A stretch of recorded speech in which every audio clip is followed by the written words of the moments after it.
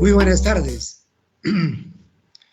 Hoy día 17 de diciembre hemos programado un simposio denominado Servicios de Salud para un Perú heterogéneo, disperso y rural, en coordinación del Comité de Salud Pública del Colegio Regional de Ayacucho, el cual presido, y el Consejo Nacional del Colegio Médico del Perú,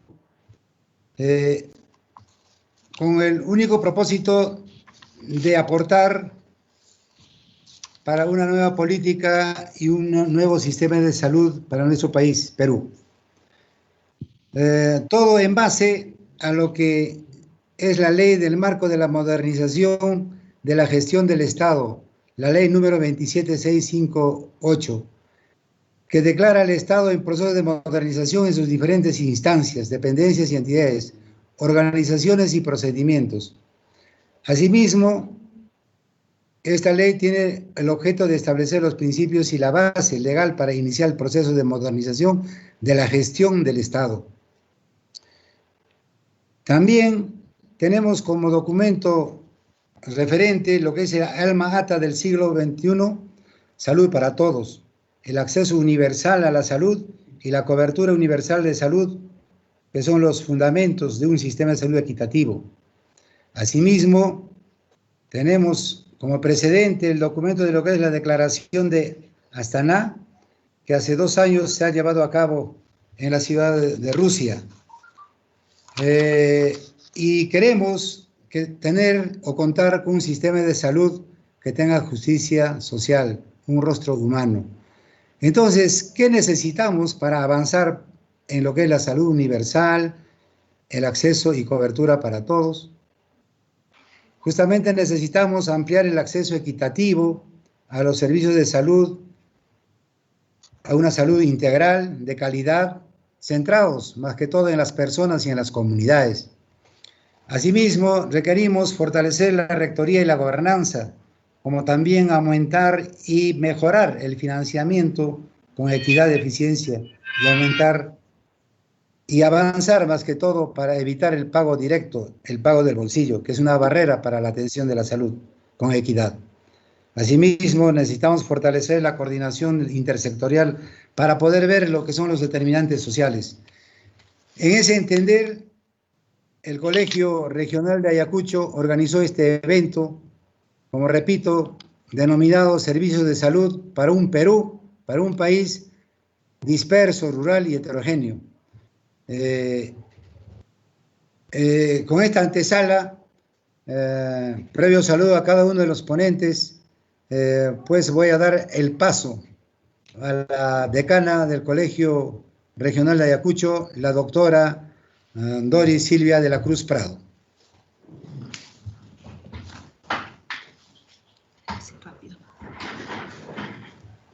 Muy buenas tardes, colegas, equipo de salud del Consejo Regional 16 de Ayacucho.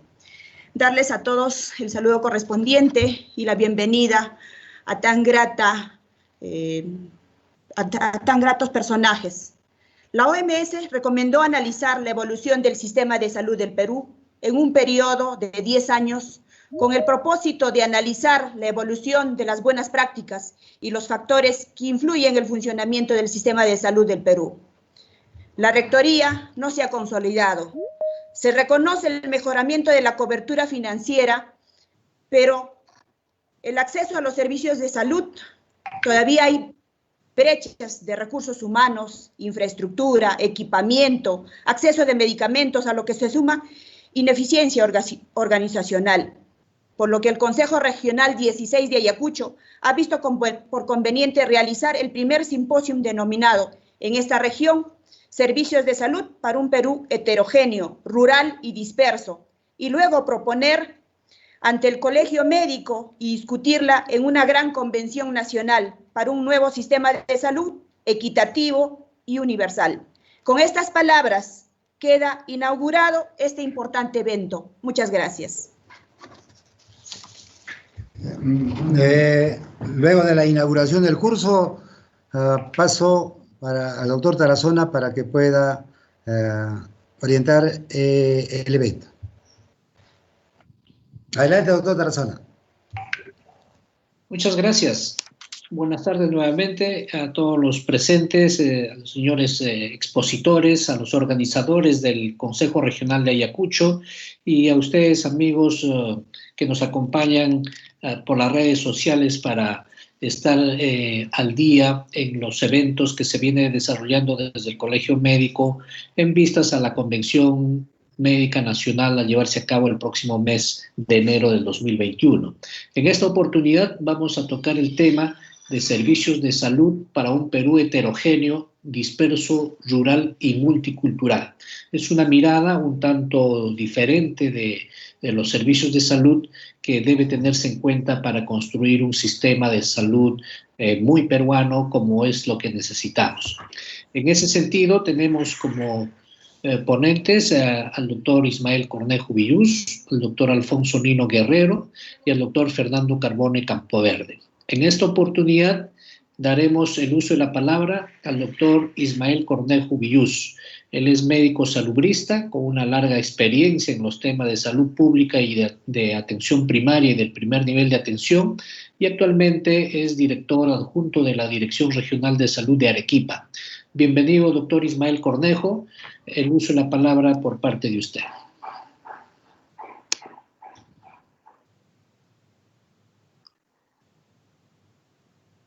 Su audio está... ¿Me escucha ahora, no? Ya, sí, ahora sí. Ya, buenas tardes, colegas, doctor Tarazona, gusto saludarlos nuevamente en estos eventos. Necesito... Se ha vuelto a apagar. Sí, se le escucha. Está apagado el audio Acá he ahora. hecho una presentación que más o menos va a durar unos 20 minutos o 21. De acuerdo. A ver.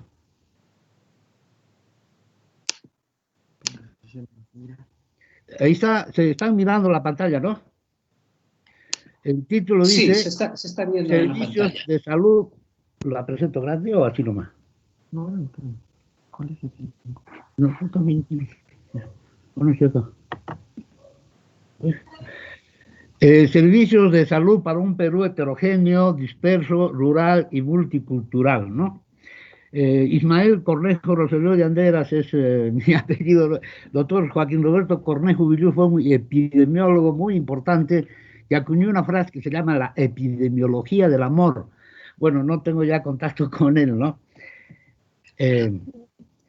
Primero, una parte más académica para precisar conceptos, ¿no?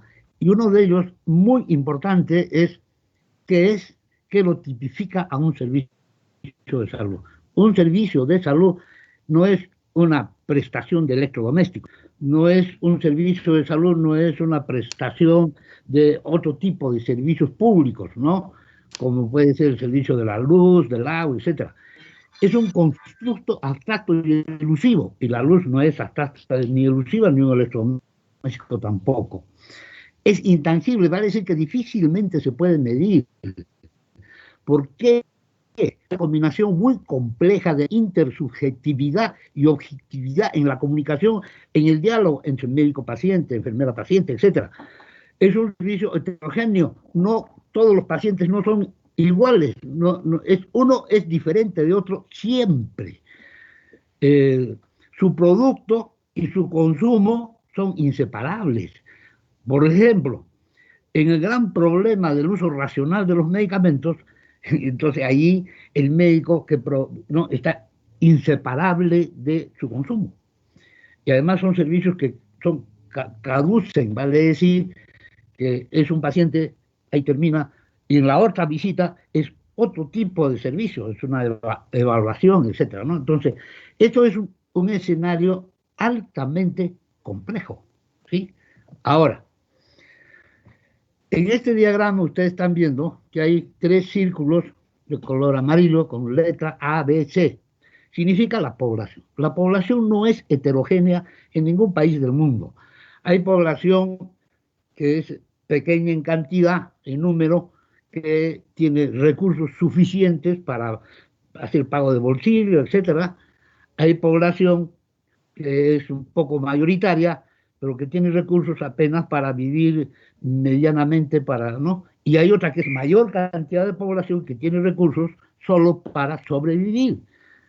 Entonces, la salud y enfermedad se distribuyen en esta población no de manera homogénea, porque la evolución de una anemia, por ejemplo, en la población A no es la misma que la evolución de una anemia en la población C. Lo mismo de una apendicitis, de una tuberculosis, etcétera, ¿no? Y en ese escenario una política pública no puede ser, pues, homogénea. Y la respuesta a por qué suceden estas diferencias tiene que ver con el concepto de poder. La política es poder, la ciencia del poder. Entonces, ¿qué se hace? ¿Qué se debe hacer? ¿Y qué se puede hacer? Son las 3 preguntas claves en un escenario como este, ¿no? Ahí está la desigualdad en la carga de enfermedad, por ejemplo, vienen cosas ya que solo mirarlas nos dicen de qué se trata, ¿no? Acá tenemos un ejemplo de la salud materna, realidades inicuas, por ejemplo, entre los quintiles 1 y el quintil 5. La tasa global de fecundidad en el quintil 1 es mucho mayor que en el quintil 5. Quintil 1 la gente tiene recursos, quintil 5 tiene mucho menos recursos. Le da el primer parto, fíjense la diferencia de años, el intervalo intergenésico que sabe que avejenta a la mujer, etcétera, pone factor de riesgo para enfermedades de preeclampsia, en fin, es mucho mayor, ¿no? en el quintil 5, ¿no? Y aquí están las diferencias, fíjense, en un diagrama, quintil 1, como al principio muchos hijos, después más retrasado como debe ser, y al final, ¿no? Ahora, si las enfermedades no caen del cielo, no se distribuyen por azar, sino que están profundamente determinadas por la estructura social, política, ¿no?, en la que vive, entonces es una obligación luchar por una sociedad más justa, para mejorar la salud de todos. Entonces eso es un deber. La salud pasa a ser un tema, además de médico biológico, pasa a convertirse en un tema ético, en un tema social, en un tema político. Ya, en este escenario tenemos que aterrizar en un concepto sustantivo que es la cultura. Hertz es un antropólogo, en fin, social, que dice que la cultura, esta es una propuesta, ¿no? Son sistemas de concepciones expresadas de manera simbólica. O sea, los símbolos constituyen, digamos, la esencia de una expresión cultural. En esos símbolos uno se comunica, perpetúa y desarrolla su conocimiento sobre lo que es la vida, las actitudes hacia la vida. Entonces, si eso es cultura, ¿cuál es la función de esta cultura? Darle sentido al mundo, hacerlo comprensible. Y la antropología, entonces, es interpretar estos símbolos claves de cada cultura. Por ejemplo, en la cultura aymara, el centro de la vida está dicen aquí, apuntando el apéndice sifoides. ¿Dónde está tu corazón? Ahí en la punta. Eso es cultural. No es que ahí esté el corazón, pues no. El corazón está, digamos, en el centro, en la línea séptima medio clavicular, en fin. Pero esa es la cultura. Ahora, acá hay una propuesta, en 3 diagramas rápidamente la voy a pasar. Es como que si la sociedad o el cuerpo humano se divide en 4 cuadrantes. Los cuadrantes superior e inferior, ¿no? Derechos hablan de la subjetividad como predominio en el conocimiento. Y el cuadrante derecho, superior e inferior, de la objetividad. Y los cuadrantes superiores son, digamos, lo individual, y los cuadrantes inferiores son lo social, lo de varias personas, yo con otros, arriba yo solo, ¿no? Entonces ahí tienen ustedes 4 cuadrantes, yo interior individual intencional y nosotros inferior colectivo lo cultural, ellos exterior individual lo conductual en la parte objetiva y ellos, nosotros lo exterior lo objetivo la parte social. Entonces, en la parte, digamos, subjetiva superior tenemos el cuerpo, la mente, el espíritu. En la objetiva lo ordinario, lo sutil, lo causal. En la parte social tenemos el grupo, la nación, lo global. Y en la parte cultural propiamente dicha tenemos yo, nosotros, todos nosotros. Entonces, lo cultural es una relación mediante símbolos entre personas, entre varios. Eso es, y la relación médico-paciente, enfermera-paciente, etcétera, salubrista, población, ¿no? Salubrista negociando con un alcalde, ese es cultural, ¿de acuerdo?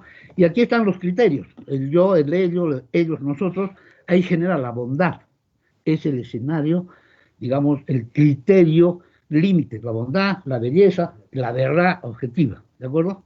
Muy bien. Entonces, aquí la UNESCO nos habla de estos conceptos, la pluriculturalidad, que reconoce y describe la existencia de las diversas culturas en un ámbito determinado, ¿no? No se relacionan entre ellas, simplemente se describe. La multiculturalidad, hay un reconocimiento de la existencia de diversas culturas, pero hay relaciones de respeto sin intercambio, ¿no? Sin enriquecimiento mutuo. Y la interculturalidad, entonces se reconoce otras culturas en el marco del respeto, se interactúa, se enriquecen y adoptan, digamos, significaciones que son válidas para las 2 culturas, ¿no? Esa es la interculturalidad. Entonces acuñan 2 conceptos, que es el de pertinencia cultural, que tiene que ver con la interculturalidad en la cual se dialoga, ¿no? Y el de adecuación cultural. La adecuación cultural es que el que tiene el poder del conocimiento objetivo, digamos, dice esto es lo que conviene y toma y arranca, incluso sin dialogar y sin consultar a quienes son depositarios de otra cultura, ¿no? Lo que van a hacer. Entonces, el enfoque intercultural en salud tiene que ver con la sinergia, con la comprensión, con el diálogo horizontal, con el respeto. Ustedes están viendo ahí en la transparencia qué significa cada uno de estos conceptos, ¿no? Hasta aquí, esta es la parte, digamos, que precisa los conceptos y sobre lo cual nosotros tenemos que plantear qué es lo que está pasando.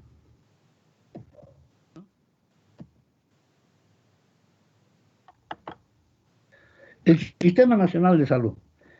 El sistema de servicios. El sistema de servicios es público y privado, lo sabemos. Está fragmentado, está segmentado. El Ministerio de Salud, gobiernos regionales locales tienen hospitales, centros, puestos de salud. El salud tiene sus hospitales, sus clínicas, sus sanidades y las sanidades. Y los no públicos, los hospitales.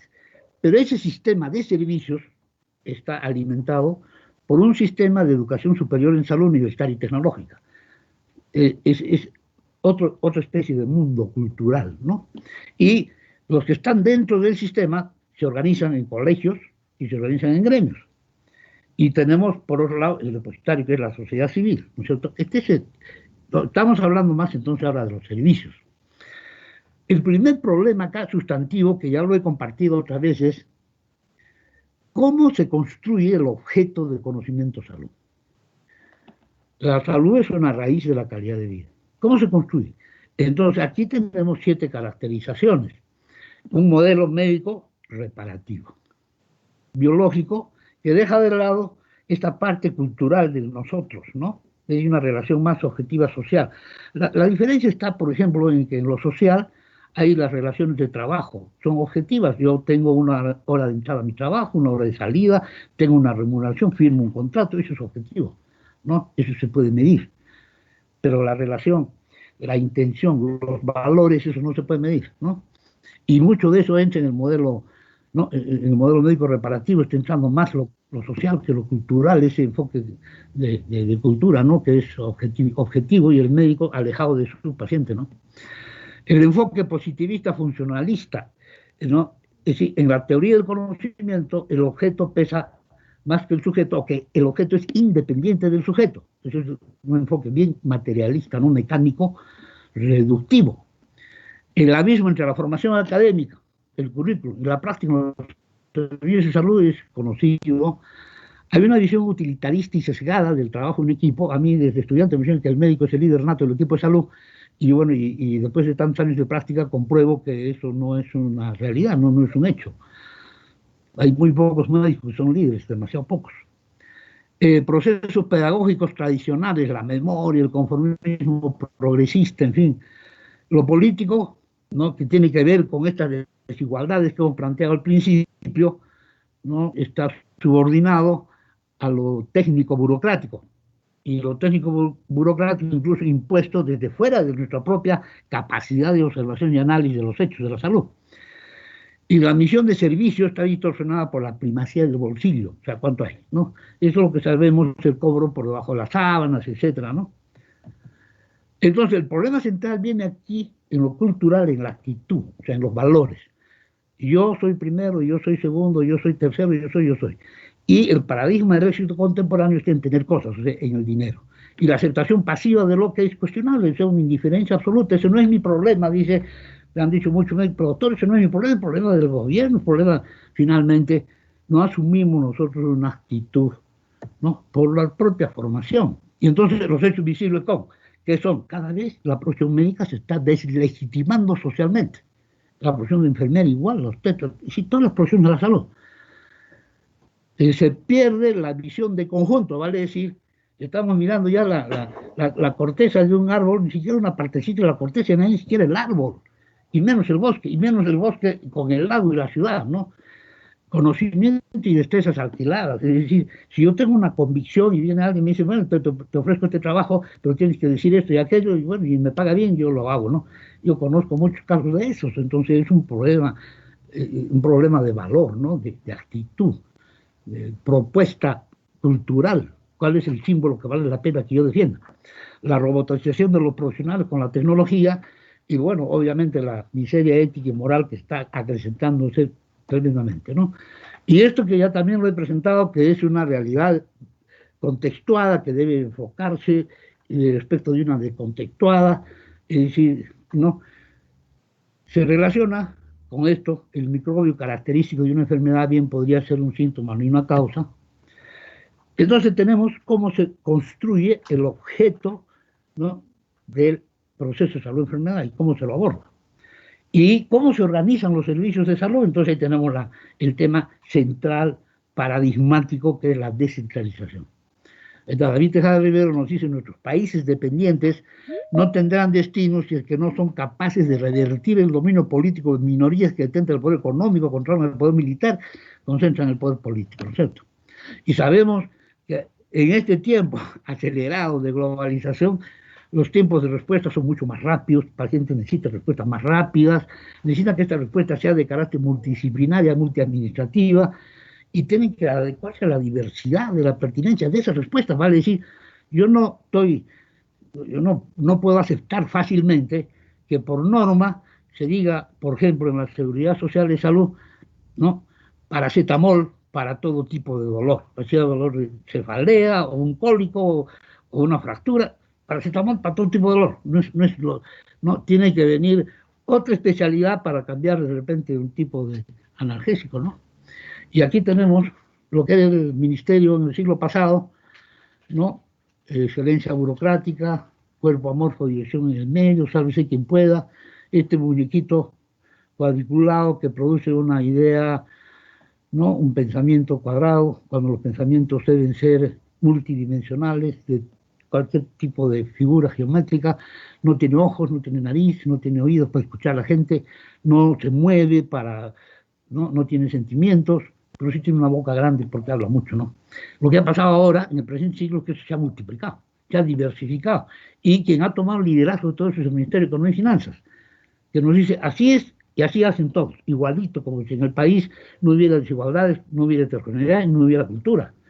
Y el Ministerio de Salud está ahí como vasallo aplastado, ¿no es cierto? Entonces, en el escenario entra una pregunta clave. ¿Quién tiene el poder en la organización y el funcionamiento del sistema de servicios de salud de nuestro país? Yo creo que lo tiene a la fecha, todavía, el Fondo Monetario Internacional, el Banco Mundial, y aquí están sus políticas, ¿no? Y se potencia todo esto con el poderoso, digamos, la poderosa industria farmacéutica y el grupo de la tecnología médica, que es una de las más ricas del mundo, ¿no? Entonces, se cree que el crecimiento económico nos va a resolver problemas, sin mentira, no se superan las brechas de educación y salud que existe, no aumenta la presión política. Aquí está entonces.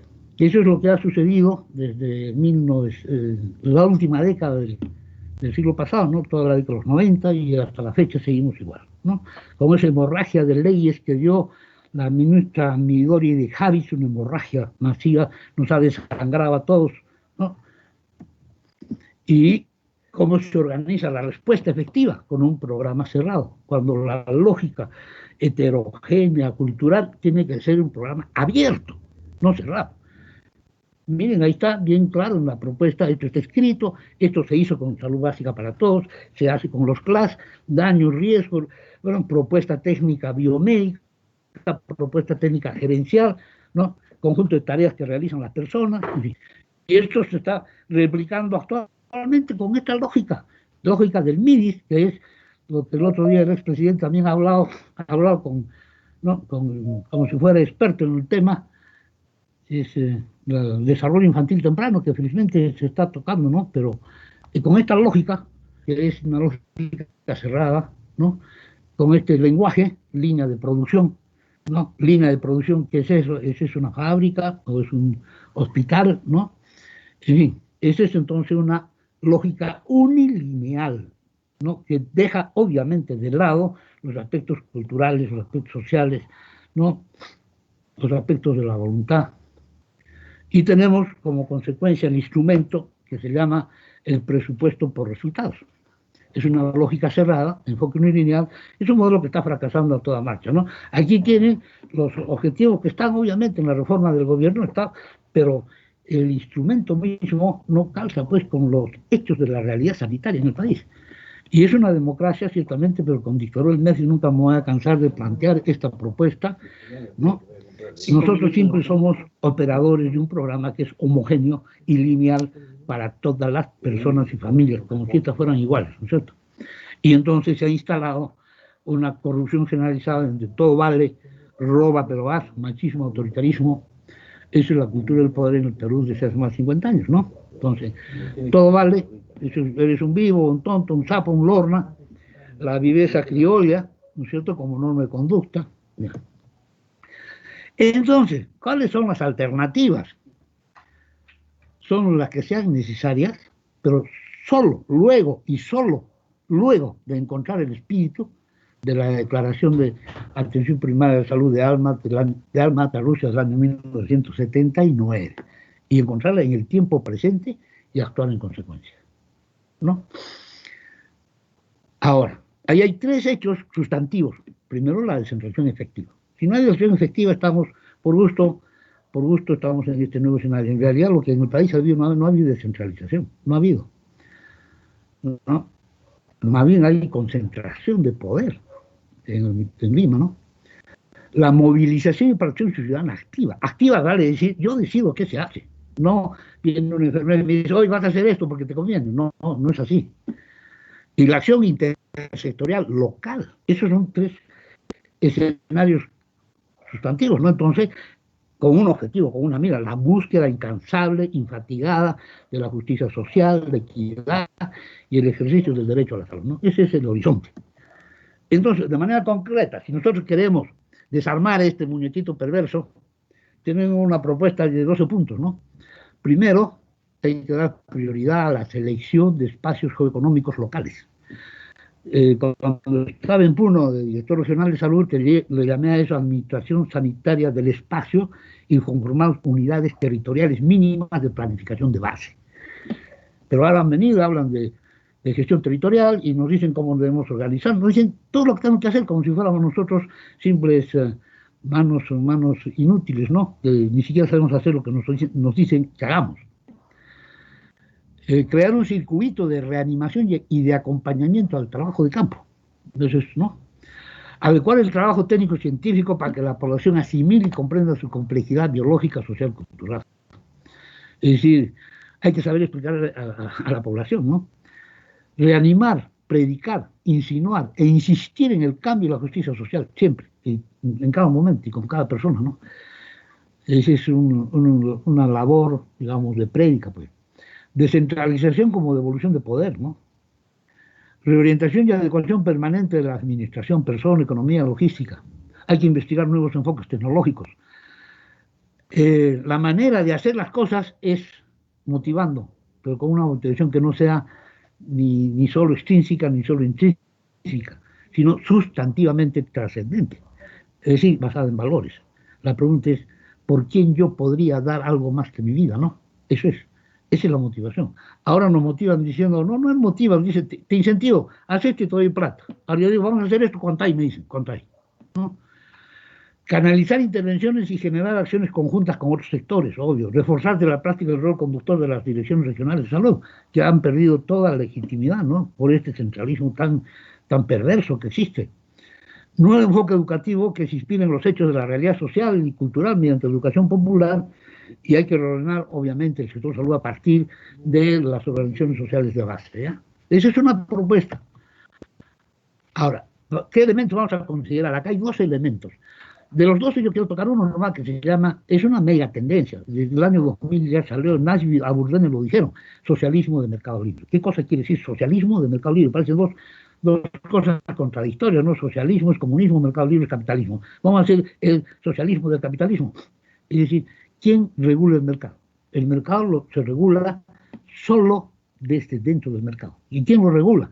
Socialistamente, la población adecuadamente informada, que con su decisión de comprar o no comprar, regula los precios del mercado. Entonces regula el capitalismo, ¿no? Eso no sucede. Y un escenario importantísimo en este campo es el de uso racional de los medicamentos, por ejemplo, ¿no? Y finalmente, esta es una propuesta ya de construcción de un sistema de servicios, ¿no? Tiene cinco entradas. ¿Cuál debe ser el sujeto objeto de nuestra intervención? No la enfermedad, sino el proceso sociocultural de la salud y enfermedad, ¿no? ¿Cuál debe ser la finalidad? No el mercado, sino la atención integral a la persona enferma, ¿no? Lo significativo que es el sector público en este escenario heterogéneo y multidiverso respecto del sector privado, ¿no? De la cultura organizacional para la acción. O sea, no hay animar la competitividad y el individualismo, ¿no? Sino más bien la cultura de la solidaridad y del compromiso del amor al prójimo, ¿no? Desconocido. Y finalmente, la responsabilidad global es del individuo y su familia, las decisiones y cuadros directivos, y un modelo de atención médico reparativo patrocéntrico a uno social antropológico. Y siempre termino, ya el doctor Tarazona lo conoce, con este libro de Disfraces y Extravíos de Miguel Giusti, que nos dice que las señales del descuido del alma son hoy ostensibles y se propagan con la luminosidad de la cultura del espectáculo.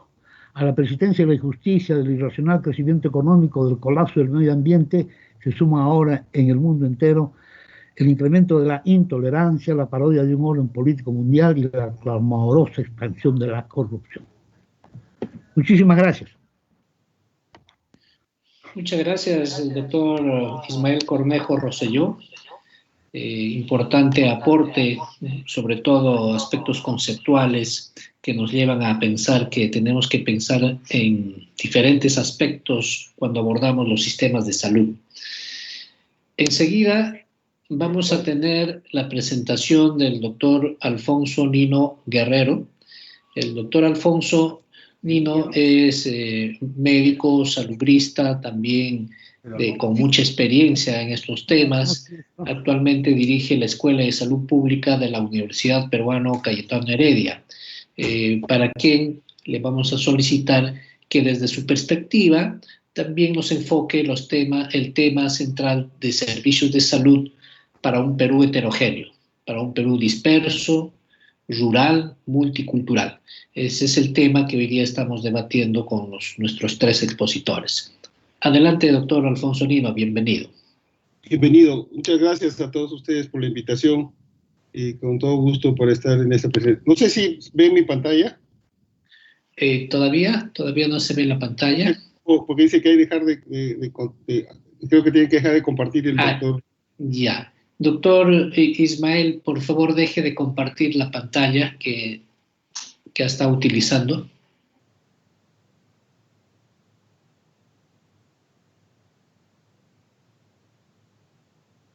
Doctor Ismael.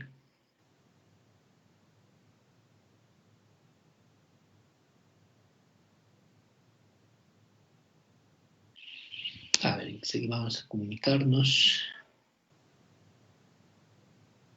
¿Cómo hago para subir? Pues dice cerrar la bandeja de uso compartido. ¿Ahora? Si es que, a ver, el ingeniero Nakachi, si nos ayuda, por favor. Sí, un segundito, vamos a...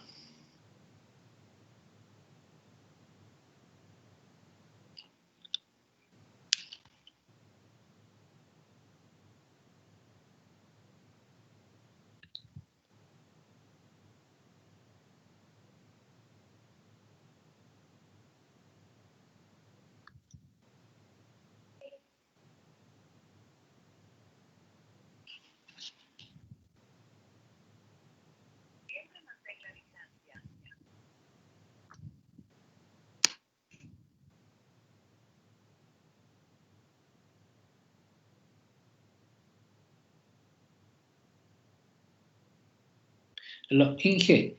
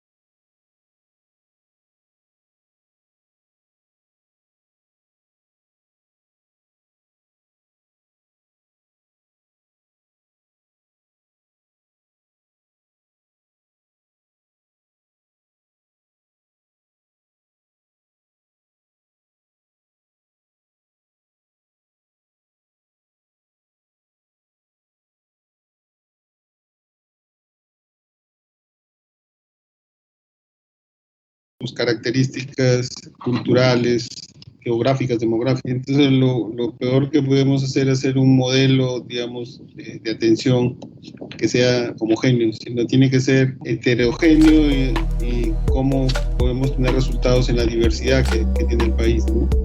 Entonces, ese es el sentido de la importancia de abordar estas propuestas teniendo en cuenta los territorios, ¿no?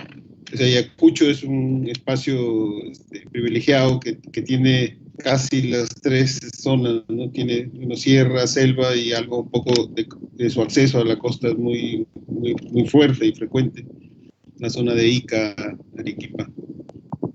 No sé si puedo pasar la presentación, no sé si se ve la presentación.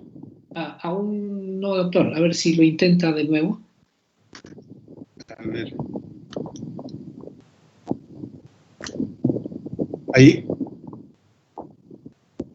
Todavía. ¿Le sale el mensaje anterior? Me sale el mensaje El mensaje me dice cerrar bandeja de uso compartido. Y de ahí ahora sale que abrir bandeja de uso compartido. Y la abro. Ya. Ahí. Y ya supuestamente está compartido, pero no. ¿Tiene acceso a compartir contenido ahí en la flechita dentro de un cuadrado? Parecido al Zoom, una flechita dentro de un cuadrado. Allí dice compartir contenido. Claro, ahí está, dice compartir, dice abrir bandeja de uso compartido. Y ya. Allí no se ve su presentación. ¿Accede usted a su presentación? No. Entonces no sé cómo. A ver. Doctor, Sí, ¿puede sí. dejar de compartir y luego compartir otra vez? Eso estoy haciendo. Dejo de compartir. Ajá.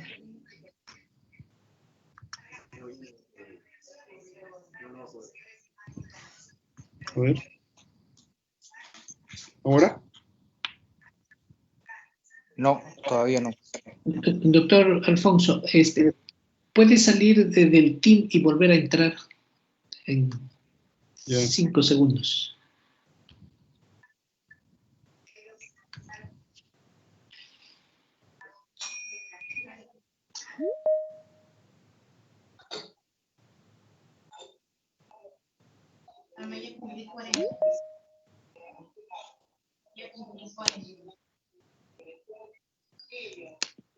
Esta casa viene a nosotros. Acá tenemos más de 40 años. Ya. A ver, doctor, por favor, intente compartir. Sí, ahí estoy, pero...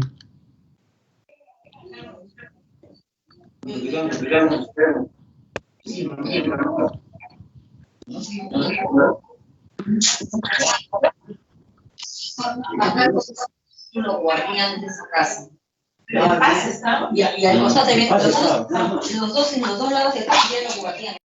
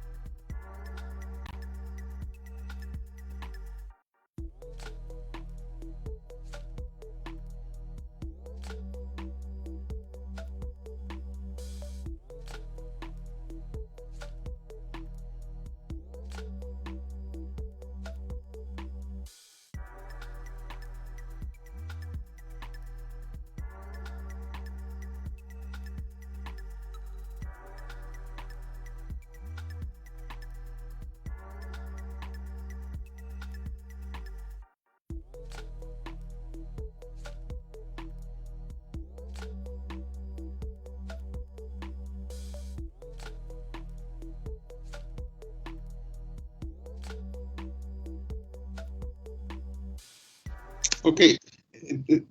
¿Puede ponerlo en pantalla amplia? Está en pantalla amplia. ¿Ah, sí? Ok. Bueno, entonces, lo que quería ver era un poco qué cosa podemos hacer para la atención a las poblaciones pobres y alejadas un poco del Perú. Pasa a la siguiente, por favor.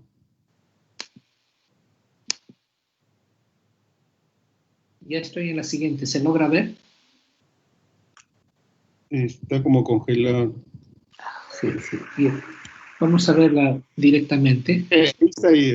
Ok. Sí. Entonces, una cosa que creo que quiero empezar esta presentación viendo un poco la situación actual que nos ha generado mucho dolor, sufrimiento y muerte, ¿no? Pero yo creo que una de las cosas que más nos ha dejado esta epidemia y nos sigue dejando es las enormes brechas sociales y económicas de la sociedad peruana, ¿no? Entonces, como en este contexto, más allá de urbano, rural, de exclusión, vemos este tema de las brechas sociales y económicas que afectan a la población, ¿no? El siguiente, por favor. Entonces, este problema sanitario no solo ha tenido un problema, digamos, de muerte, sino también el gran problema social del desempleo, que rápidamente de la noche a la mañana mucha gente dejó su trabajo, la pobreza, el retorno de la gente a sus comunidades como el refugio normal. Y ese es un tema que hay que tener en cuenta. Mucha gente que está ubicada en las capitales ha tenido que regresar a sus casas. Siga, por favor. Y esto, como todo el mundo, ha afectado más a los pobres, ¿no? Si bien lo que hemos visto que en los últimos años se ha reducido la pobreza, la desigualdad, la inequidad, es la que más se ha incrementado. La desigualdad y la inequidad se han incrementado y creo han aumentado más. O sea, el reducir la pobreza no es solo suficiente, ¿no? Y en el caso de salud, esta desigualdad se manifiesta que el mayor número de enfermos y muertos son de familias pobres, ¿no? Entonces, este modelo social que tenemos es excluyente y está basado en un desarrollo económico que es ajeno un poco a la mejora de la distribución de la riqueza a nivel nacional, y eso genera estas brechas que hemos tenido. El siguiente, por favor.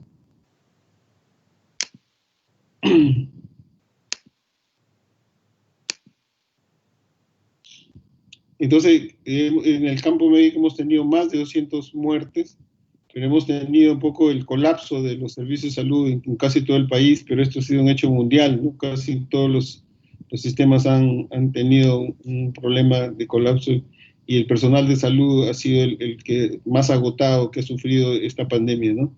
Y eso tiene que ver un poco de las estrategias que se han utilizado. La siguiente, por favor. Entonces, esta situación actual de los servicios, lo que se nos ha demostrado es que la capacidad de respuesta ha sido desbordada, ¿no? Por la población, primero por la carencia, pero también por una población desesperada y que no tenía una ruta conocida para su atención. Y eso ha hecho que la primera ruta conocida es el hospital y han saturado los hospitales. También una infraestructura insuficiente, obsoleta y sin una ubicación adecuada. Porque, digamos, la ubicación no ha sido en base a la demanda, sino básicamente en la oferta, las gestiones de las autoridades, ¿no? Y una organización de los servicios que está basada en una oferta de servicios burocráticos insuficiente y que no está estructurada, que no se basa en las necesidades de la población. Y por lo tanto se ha mantenido también en el campo sanitario la desigualdad, ¿no? En el equipamiento, en la inadecuada relación con los recursos humanos que tienen que ver con las necesidades que tiene la población y cada uno de los territorios. El siguiente, por favor. Entonces, en salud lo que hemos encontrado es recursos humanos insuficientes y que han sido formados y están capacitados básicamente en el tratamiento de las enfermedades y formados para trabajar en hospitales, ¿no? Y el énfasis que se ha hecho en la formación de recursos humanos ha sido en aspectos curativos y con cada vez menos competencias básicas para una buena atención. Un ejemplo, por ejemplo, que es que en las carreras médicas no se incide mucho en el tema de lavado de manos, en el tema del uso de los equipos de protección. Creo que ha sido más enfático en las enfermeras. Y creo que las enfermeras han salido mejor paradas que los médicos en esta pandemia. Pase la siguiente, por favor. Cuando terminó la anterior gestión de la OPS, planteó alguna estrategia que me parece interesante cuál sería la agenda de la OMS para el siglo XXI. Y son estos 4 temas que me parecen importantes. Uno es, los servicios de salud tienen que estar bajo el esquema del enfoque de atención primaria renovada. La promoción de la salud debe ser desarrollada como la estrategia vital para el abordaje de los determinantes sociales de la salud. El tercero es la protección social, que va del acceso universal a la población, los programas sociales. Y la otra es salud como derecho. O sea, cómo es el Estado, es responsable de generar disponibilidad, acceso, calidad, aceptabilidad de los servicios en la atención en salud. Entonces, no podemos hablar solo de los servicios de atención primaria, sino de la mano con el abordaje de los determinantes, con la protección social de la población en general, y cómo, digamos, implementar y concretizar el enfoque de la salud. Pase la siguiente. Entonces, este cambio, yo creo que tiene que tener un marco. Entonces, debemos contar con un sistema de salud basado en el derecho a la salud, la aceptación de la diversidad social, que sea equitativa y respetuoso de lo que piensa y siente la gente. Desarrollar la visión que la salud va más allá de los servicios de salud, que deben ser abordados los determinantes sociales de la salud desde el territorio, mediante la participación social y la acción intersectorial, como puso el doctor Cornejo. Un modelo de atención para el primer nivel que debe estar cimentado en un sistema de salud unificado, integral, en donde el derecho a la salud sea mandatorio y que promueva la equidad y la calidad en la atención y el cuidado de todas las personas y en todos los territorios. Implementar un proceso continuo de atención y cuidado de las personas en el Sistema Nacional de Salud, que articule la capacidad resolutiva, la calidad, la respuesta propia y adecuada a las necesidades de cada territorio, y cubrir las necesidades de la población en el campo de la salud, buscando la complementariedad de servicios en el territorio. ¿Pase? Y por lo tanto, es imperativo fortalecer el primer nivel de atención, porque los establecimientos de este nivel deben ser la piedra angular del modelo de atención y cuidado de salud en el país. Los recursos humanos, la infraestructura y el equipamiento determinan el tipo de respuesta que dan los servicios a la demanda de la población. El primer nivel de atención debe ofertar actividades definidas en el modelo de cuidado integral de la salud por curso de vida de personas, familia y comunidades. En la pandemia de COVID, el Estado peruano ha decidido la suspensión temporal de muchas actividades.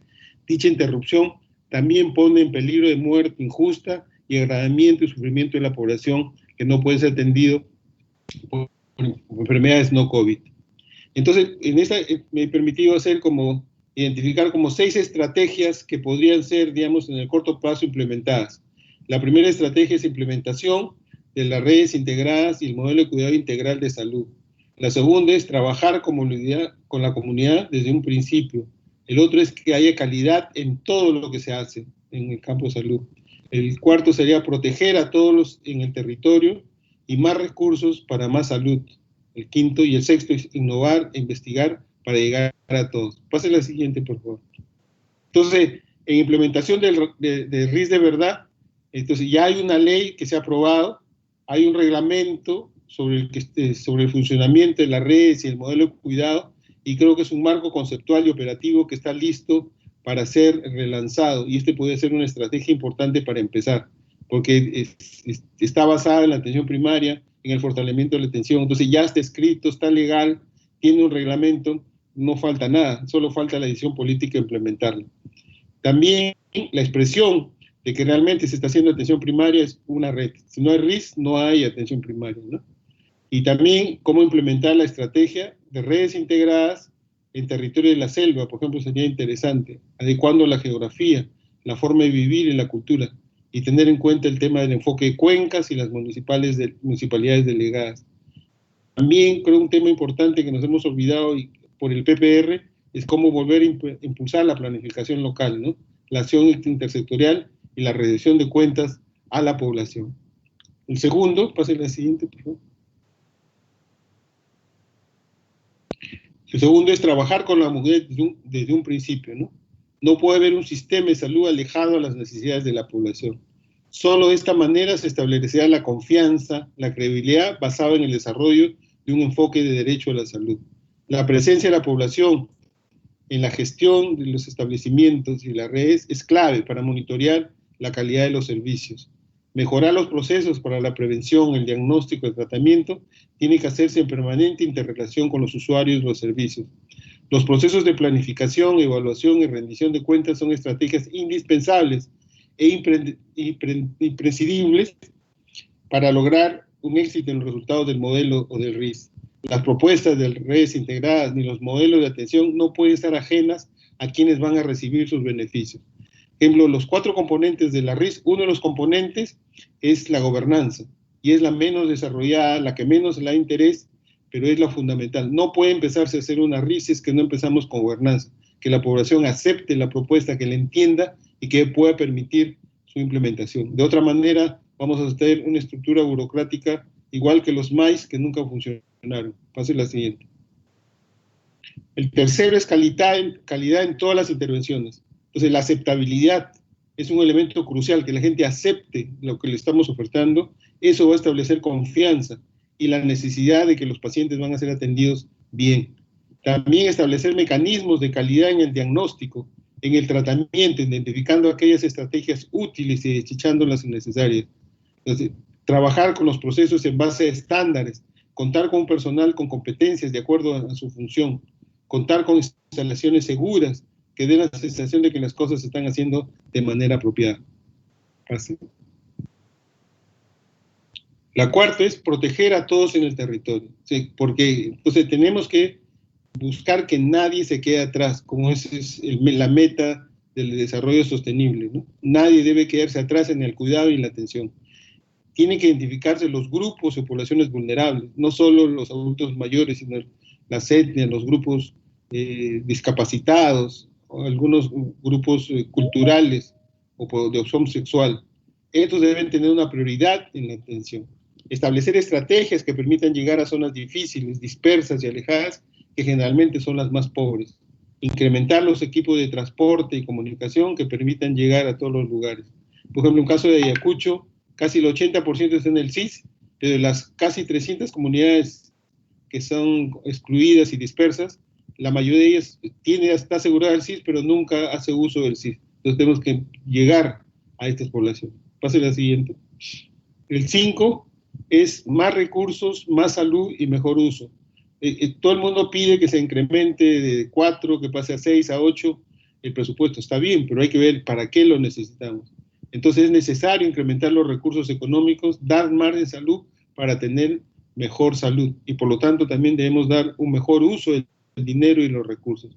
Contar con el dinero suficiente que permite desarrollar de manera adecuada las actividades del plan. Se debe ser más eficiente y transparente en el uso de los recursos. La planificación local ayudará a poder estimar no solo las metas, sino también los recursos que se necesitan. Con el dinero necesario para implementar los planes, se puede instalar la vigilancia y el control ciudadano, la rendición de cuentas, para que se haga un uso de mejor manera los recursos y el dinero. Y que se diseñen criterios de asignación de los recursos en base a las necesidades. Entonces, tenemos que establecer cómo vamos a distribuir los recursos a los establecimientos y que lleguen a la población. Pase la siguiente. En sexto lugar, cómo vamos a innovar para llegar a todos. Las necesidades de salud de la población son múltiples y diversas. Ningún dinero puede alcanzar. Es imperativo encontrar mecanismos de cómo la respuesta de los servicios llega de mejor manera a la calidad de atención. Las intervenciones tienen que ser flexibles, adecuadas a la cultura, con menos costos. Y utilizar la tecnología moderna que permite el seguimiento, el diagnóstico temprano, la atención a través de todo lo que es salud, telemedicina, teleeducación y la referencia a los casos utilizando el seguimiento y la tecnología. Entonces tenemos que buscar conjuntamente con la innovación, la investigación para romper los cuellos de botella que no permiten una atención igualitaria a las poblaciones. Y por último, quería agradecer a todos ustedes por esta oportunidad. Entonces son una propuesta que yo hago de 6 puntos para atender a estas comunidades dispersas. Muchas gracias.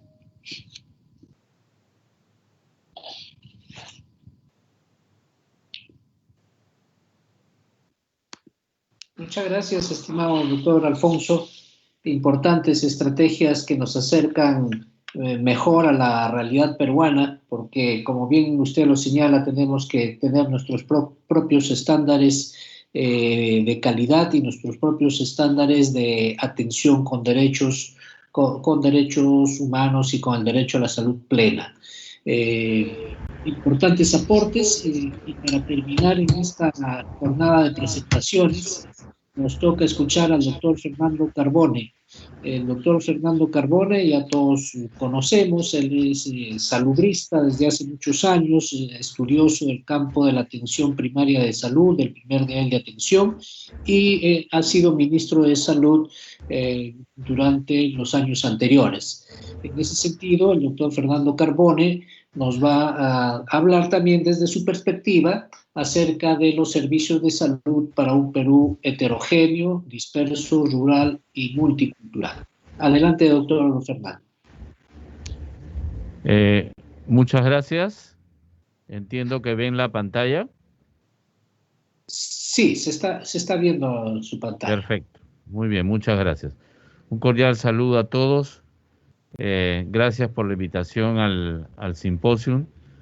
Y quisiera aproximarme a este tema desde una experiencia personal de trabajo en Huancavelica durante muchos años, que hoy estamos trasladando como experiencia poco a poco al nivel nacional en aspectos normativos e instrumentales.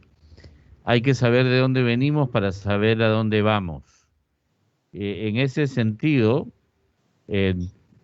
la experiencia de Manuel Núñez Butrón en los años 30 y 40 en Puno, y debo decir con pena que es más reconocida en el altiplano boliviano que en el peruano, con el richairismo, que vendría a ser los precursores de lo que hoy llamamos promotores de salud.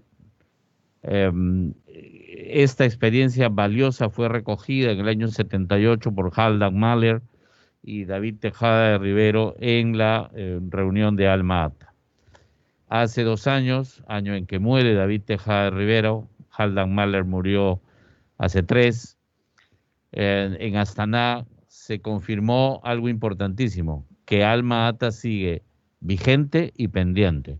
Y yo diría que la pandemia de COVID lo ha confirmado. Al año siguiente, el año pasado, se empieza a hablar de salud universal para todos y todas en todas partes, en el mismo sentido que David Tejada lo expresara cuando decía que atención primaria era el cuidado integral de salud por todos y para todos. Y ya este año, o a finales del año pasado, en la Asamblea Mundial de la Salud, Tedros Ghebreyesus, el director de OMS, dice que en salud nadie se quede atrás. Frase importante en términos quechua aymaras, también recogida por Manuel Núñez Butrón y la Comunidad Andina de Naciones, cuando se dice que nadie se quede atrás, que todos vayamos juntos, que todo alcance para todos, que a nadie le falte nada. En nuestra cultura ancestral hay una clara idea de lo que no solamente es salud, sino es desarrollo, felicidad y el buen vivir.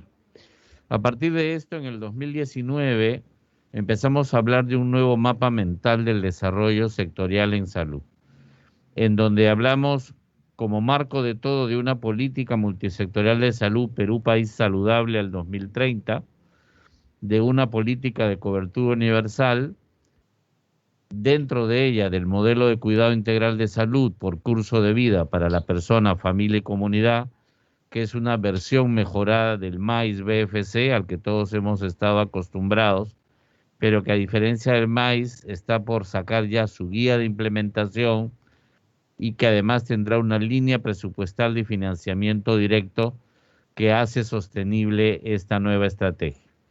Y al interior están las redes integradas de salud con una serie de instrumentos, herramientas y normas que permiten desarrollar en el terreno este conjunto. Sin política no hay modelo, sin modelo no hay instrumentos que aplicar.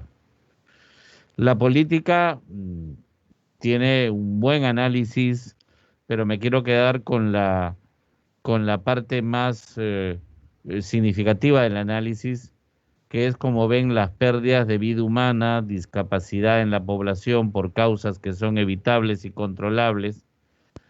Y si bien es cierto, las tres ramas principales que tienen expresión de este hecho en el cual se junta la problemática de salud, me quedo con las tres raíces iniciales del problema: los hábitos, conductas y estilos inadecuados, la limitada cobertura y acceso a los servicios y las inadecuadas condiciones de vida que generan vulnerabilidad y riesgos en la salud de la población, los determinantes sociales. La oposición a esto es aspirar a que el 2030 logremos reducir en 5% los años de vida saludables perdidos por causas evitables. Y esto opone tres objetivos prioritarios a los tres problemas que señalamos anteriormente. Hay que mejorar los hábitos y conductas y estilos saludables de la población, eso es promoción de la salud. Hay que asegurar el acceso a servicios integrales de salud de calidad y oportunos para la población, y hay que mejorar las condiciones de vida de la población que generan vulnerabilidad y riesgos para la salud. En pocas palabras, si queremos operativizar una política nacional multisectorial de salud en el territorio, en el primer nivel de atención, a través de la atención primaria, hay que partir de una intervención articulada, en este caso por 13 sectores que han construido la política, por un modelo de cuidado integral por curso de vida para la persona y familia y comunidad, 3 sujetos que deben ser objeto de nuestra atención, y de las redes integradas de salud como la forma instrumental de hacer esto en el territorio. Esta concepción nueva de redes integradas e integrales de salud apuestan por la persona, la familia y la comunidad, por un primer nivel de atención donde incluso haya atención especializada, por una participación en la gestión y en la gobernanza, y una estructura nodal ecosistémica en vez de la tradicional pirámide donde el primer nivel queda por debajo y los niveles hospitalarios y más sofisticados de carácter institucional están por encima, deformando la asignación presupuestal que fuera de tener una brecha hacia el 6% al cual hay que llegar en términos de PBI público para el desarrollo del sistema de salud, no dedica al primer nivel ese 30% del 6% del PBI que se necesita para su funcionamiento. Y como corazón de esto, la existencia de un equipo articulador que termina siendo el elemento más importante de la RIS y no, definitivamente lo es, el hospital. Estos son procesos de largo plazo. No son procesos que se construyan de la noche a la mañana, son procesos con horizontes que pueden tomar 10 años. Tanto las políticas, los modelos, las normas complementarias, las RIS, la Agenda Digital Unificada y el financiamiento sostenible tienen un crecimiento progresivo de largo plazo, no de mediano plazo. Y tengo que decírselos porque si no, uno pierde la perspectiva de que son varios gobiernos y varias gestiones sectoriales las que tienen que discurrir sosteniendo que esto se construya progresivamente. Dicho esto, quiero compartir con ustedes algo que demuestra que esto sí es posible. Y es un trabajo paciente de 10 años que desarrollamos con Huancavelica y que está resumido en una sistematización que se llama, como ven allí, Cuidado Integral de la Salud por Todos y para Todos en los Andes del Perú, Pasos hacia la Atención Primaria de Salud en la experiencia de la región Huancavelica, y donde hay profundamente una diferenciación de carácter cultural, de carácter étnico, de carácter de adaptación al terreno y a la realidad particular de cada zona. Primero hay que prepararnos para un cambio y una transformación y conformar equipos impulsores del propio sector, en este caso de la función salud de carácter regional y de las cabezas de las redes, para que en conjunto elaboren su propio plan de implementación escalonada, tanto en términos de cobertura geográfica como de operativización táctica. En el caso de una de las provincias, de las 3 en las que trabajamos más fuerte, este es Churcampa, planeó un crecimiento de 3 años, que llegara progresivamente a 11 distritos, 45.000 personas, y que luego se proyectara a toda una región de 450.000 personas. Un segundo paso importante fue el desarrollo de capacidades. Esto es la formación en atención primaria de sectoristas y facilitadores de la propia red, de las microredes, de los núcleos y de los establecimientos. Una formación que partió del llamado Profan para aterrizar en un programa que los propios responsables del Profan de Lima llamaron el Profancito. Entiendo que lo quieren llamar el hijo legítimo del Profan, y que permitió de alguna manera hacer crecer en todo el personal, a pesar de una alta rotación del orden del 30 al 40% cada año, esta capacidad de desarrollar la salud familiar y comunitaria. Finalmente viene la implementación en el terreno, de la cual voy a pasar muy rápidamente, con tácticas operativas que todos conocemos y que de alguna manera se expresan en las imágenes que vamos a reconocer. Tácticas conocidas como la utilización no vemos de su la ficha presentación. familiar, con la cual todos creo que estamos familiarizados, como las del mapeo y la sectorización, esta forma de aterrizar gráficamente el propio personal de salud, cómo están organizadas sus comunidades, las viviendas, los pobladores, los accidentes geográficos, la accesibilidad. Aterrizar estos mapas en una codificación, como ven hacia el lado derecho hacia arriba, que use el ubigeo nacional. No se ve su presentación, doctor, disculpe. No estamos viendo la presentación. Puede observarlo por el Face, no interrumpa, por favor. ¿No ven la presentación? Disculpe. No, sí está corriendo, sí está corriendo. Siga nomás, doctor, por el Face. Los que no ven, por favor, por el Face. Bien, siga, doctor, adelante. Sí se está viendo la presentación. ¿Seguro? Ya me preocuparon. No, por el Face lo estamos controlando también. Bueno, por favor. Sí. Está viéndose la presentación. Bueno, entonces, hecho el mapeo y sectorización con la ficha familiar, cada familia recibe una codificación que es la del ubigeo nacional, la DNI, no nos inventamos cosas. Y esto nos sirve para delimitar sectores que se encargan a cada integrante de los equipos de salud. Doctor Fernando, disculpe. Sí. Ahora sí salió del Face. Salió su presentación. Si lo puede volver a subir, por favor. A ver. Estuvo corriendo perfecto. ¿Tengo que cargarla nuevamente? ¿Usted está viendo su presentación? Sí. Ya, ahora sí. Ahora estamos de nuevo con su presentación. Perdón, un favor a cualquiera de los que me esté escuchando. ¿Desde qué momento no vieron la presentación? Para retroceder a esa lámina rápidamente. En el Face se ha estado viendo hasta esta lámina acá. ¿A esta lámina que tiene 4 fotografías? Sí, ese que dice sectoristas. Hasta allí se ha estado viendo perfecto. Entonces, una vez codificadas todas las familias de una comunidad, se adjudica a un miembro del equipo de salud del establecimiento un determinado sector.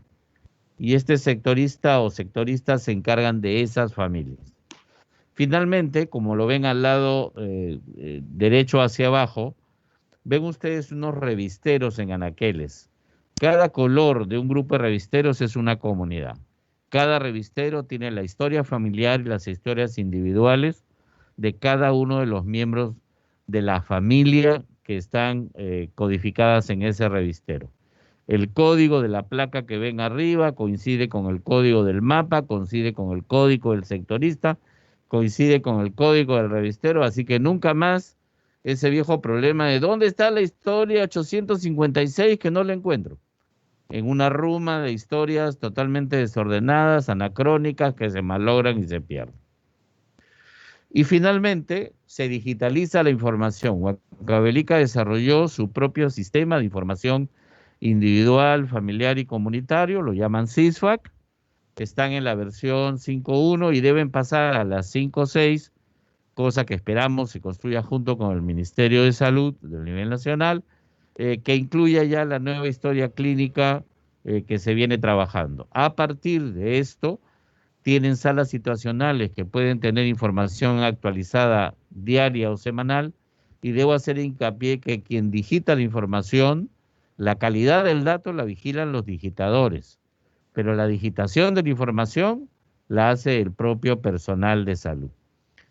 La cartera de servicios y el flujograma de cuidados también se adaptan a la particularidad de la zona, a las necesidades de la zona. Tenemos un país muy diverso, no solo norte, centro, sur, costa, sierra, selva, sino con serias particularidades en cada región, en cada provincia y a veces en cada distrito. Por lo tanto, política, modelo y redes tienen que ser flexibles, no pueden ser una receta única. El corazón de todo este trabajo es evidentemente la visita familiar y comunitaria integral que piensa en las personas por curso de vida y las atiende en función a sus necesidades particulares. También lo es usar instrumentos que ya están inventados, como el plan de salud de la familia y la visión de desarrollo familiar. Nosotros hemos usado instrumentos desarrollados por otros. Cuando no se tienen, se usan cartulinas, pero son instrumentos que todos conocemos. Importantísima la participación social. Ven ustedes ahí una sala situacional que no está en el centro de salud, está en el municipio, porque es el municipio el que debe ser el principal responsable de la salud de la población de sus comunidades. Antes que preocuparse de la sala del Frejol, el paseo del sombrero, el propio Palacio Municipal, hay que preocuparse de la salud de la población.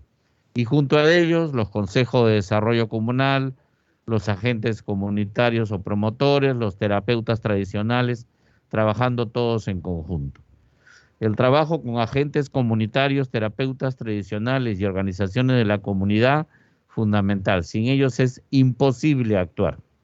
No solo son mayoría, sino que desde el punto de vista étnico y cultural saben más que nosotros.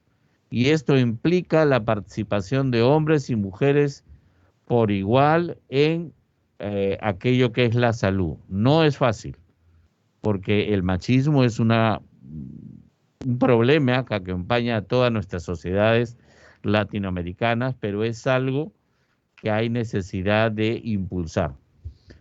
El trabajo con grupos poblacionales grandes para temas, por ejemplo, como la salud materna y perinatal, el trabajo con las escuelas, con docentes, con padres de familia, con escolares de distintas edades en todos los aspectos de la salud, el teatro popular, con promotores, con terapeutas, con personal de salud, como un mecanismo de transmisión de conocimiento que además tiene la ventaja de manejar el idioma local y de manejar historias locales que llegan a las personas de manera muy simpática. Y otros medios lúdicos como festivales, concursos, declamaciones, etcétera. Todos son recursos válidos para este proceso. Si entramos más al tema de la flexibilidad cultural que esto demanda, está el tema de la medicina tradicional, en donde de manera no obligatoria, sino partiendo de una convicción, la existencia de directorios de agentes de la medicina tradicional, de directorios de plantas medicinales, de síndromes socioculturales, de suministro de material liofilizado o seco, junto con la medicina occidental, es una práctica en los establecimientos de salud huancavelicanos, incluyendo la existencia de huertos medicinales, como muchos conocemos, o del acopio de plantas medicinales. Finalmente, un aspecto muy interesante desarrollado por Huancavelica es la incorporación del quipu como mecanismo para el cual los agentes comunitarios y los promotores de salud registren sus atenciones y luego las trasladen mes a mes para ser incluso reportadas dentro de las salas situacionales a través del CISFAC. La adaptación física es muy importante. No solo las áreas de consultorio y cartera de servicios, sino las casas de acogida, las casas para la salud materna, como lugares no solo de estancia temporal, sino de formación en aspectos de saneamiento básico. Y aunque todos conocemos las salas de parto en donde se consiga lo tradicional, en esta foto de abajo, al lado izquierdo, con lo más moderno, están preparadas también, de ser necesario, para una atención de carácter horizontal, aunque la preferencia de todos es vertical. Quiero hacerles notar que aquí hay dos áreas de asistencia al parto humanizado de carácter vertical, y es que una es el área tradicional y la otra es una moderna camilla vertical, digital, electrónica americana, de las cuales en el Perú solo hay 3, hasta donde yo sé. Bueno, pues una de ellas está en Churcampa, Huancavelica, por esta visión compartida sobre la salud. Implica también el reconocer que temas que están probados, que son buenos para toda gestante, por ejemplo, como la profilaxis. La psicoprofilaxis es una práctica a la que la mujer andina de las comunidades rurales también tiene derecho. Y evidentemente está la atención humanizada del parto. Aquí lo que ven son personal tanto peruano como extranjero que viene a aprender a Huancavelica lo que es atención humanizada, atención del primer nivel de atención y atención primaria de salud, de diversos países de Europa, de América Latina y de diversas partes del Perú. Muy rápidamente, la presentación la he pasado, la pueden ustedes compartir, pero este proceso está aquí graficado de arriba hacia abajo y de izquierda a derecha. Tienen todos los componentes y cómo van creciendo progresivamente en el tiempo y cómo cada uno sostiene al siguiente y se relaciona en simultáneo. Es decir, este es un proceso desarrollado y probado durante 9 años, no es una receta, es un proceso flexible que debe ser adaptado. ¿Qué es lo que estamos diciendo con esto? Al igual que la Tierra tiene un núcleo de hierro que es absolutamente igual para todos los continentes, que son absolutamente diferentes, América no es igual a Asia, Asia no es igual a Europa, Europa no es igual a Oceanía. Lo mismo sucede con el MAIS BFC, hoy llamado MSI. El núcleo, sus atributos, componentes operativos, normativos, prestacionales y de gestión, ya existen. Y eso es igual para todos. Pero la forma como esto se operativiza en el espacio rural, en el espacio urbano rural, en el espacio urbano marginal y en el espacio urbano, añadiendo las variables de andino, amazónico y costeño adicionalmente, es diferente. Pueden tener mucho en común, pero no son exactamente iguales. Por eso tenemos que ser flexibles. La experiencia huancavelicana ha recibido reconocimientos internacionales muy importantes y también nacionales. El 2015 ganó el premio del Ministerio de Cultura a la mejor experiencia pública de gestión intercultural. Antes de eso, el 2012, ganó el primer lugar del concurso de buenas prácticas de la OPS. El 2014, el premio Carlos Slim a la mejor experiencia de atención primaria de salud. El 2016, el premio Sasakawa de la OMS a la mejor experiencia mundial de atención primaria de salud. Y el 2018 fue finalista del United Nations Public Service Awards Program de Naciones Unidas. Es decir, ha demostrado de sobra que es una forma de hacer salud flexible, adaptable, que respeta la cultura, que respeta con flexibilidad la diferencia de lo que es trabajar en un mundo rural, de un mundo urbano, de un mundo marginal. Hemos hablado muchos años, yo creo que es tiempo de actuar y me pareció afortunado cerrar esto con una imagen de un retablo ayacuchano que le fuera obsequiado a la señora de ministra de Salud cuando hiciera una visita hace un tiempo a la región de ustedes. Muchas gracias. Muchas gracias, doctor Fernando. Excelente presentación, excelente experiencia, sin duda de mucho valor, no solo académico, sino de valor real, práctico, que nos permite pensar en que existen muchas posibilidades y muchas salidas para mejorar nuestros servicios de salud, no solo en la ciudad, sino también en las áreas rurales, en las áreas poco accesibles. Hemos terminado la presentación, las presentaciones. Si tuvieran algunas preguntas, por favor pueden hacerlo a través del Face, directamente escribiendo a través del Face en comentarios, y quienes están dentro del aplicativo haciendo también sus comentarios o preguntas a través del chat del aplicativo. Quisiera aprovechar la circunstancia para preguntar al doctor Ismael Cornejo si es que nos puede comentar algo en relación a la movilización y participación ciudadana activa. Es decir, ¿a qué estamos señalando, a qué nos referimos cuando hablamos de participación ciudadana activa? ¿Cómo se puede plasmar en los hechos? ¿Que es una marcha, una movilización, o es participar como receptores de algunas estrategias? ¿Cuál es en realidad el concepto y los ejemplos, si es que se pudiera dar, sobre este tema de participación ciudadana activa? Doctor Ismael Cornejo.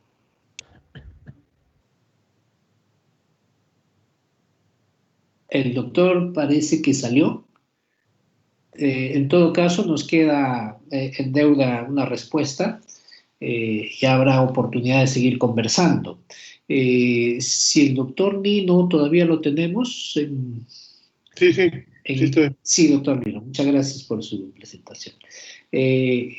Quisiera que nos comente un poco cómo es que los servicios de salud en las zonas rurales, en las zonas urbano-marginales, o las zonas en donde la cultura es un tanto diferente a la mayoría poblacional, podemos medir estándares. ¿Cuáles serían los criterios de los estándares de calidad en la atención?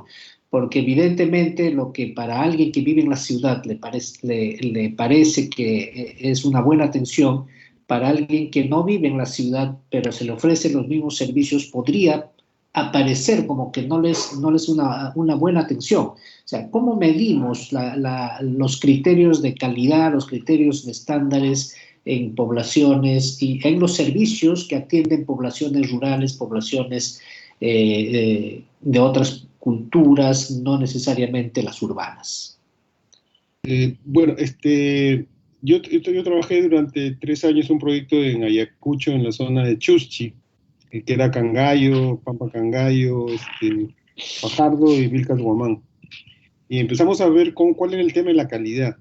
Es una de las cosas que encontramos, que siempre el personal de salud se ha esforzado por dar lo mejor de su conocimiento para atender a la población. O sea, hay todo un espíritu de solidaridad y buscar el bienestar de las personas. Pero que son, digamos, mundos disímiles, mundos separados, cada uno con un objetivo, y a veces logran algunos puntos de encuentro, ¿no?, entre estas sociedades andinas y los servicios de salud. Realmente tiene que ver mucho con la formación de los recursos humanos, su extracción social, de dónde tienen, Y por ejemplo, nosotros hicimos un estudio sobre calidad en el distrito de Chuschi para considerar qué significaba buena calidad en la atención. Y ellos, por ejemplo, identificaban un buen trato no era que gritar, ¿no? Y el buen trato era mirar a los ojos, por ejemplo, mirar directamente. Era, por ejemplo, que puedan entenderle el idioma que habla la persona, porque ellos se sentían decepcionados con le hablaban en quechua a un médico que no sabía quechua. Entonces tenía que buscar un traductor, que generalmente eran enfermeras o técnicos que eran del lugar, y entonces eso quitaba un poco la privacidad de la interacción con el médico. Por ejemplo, ellos consideraban que la calidad tiene que ver mucho con hablar su idioma, entender a las personas. Otro elemento importante también que ellos consideraban era que a veces no les explicamos bien cómo es los medicamentos, qué cosas hacen. Entonces había una dificultad para poder traducir lo que nosotros quisiéramos a fin de que sea óptimo en el tratamiento.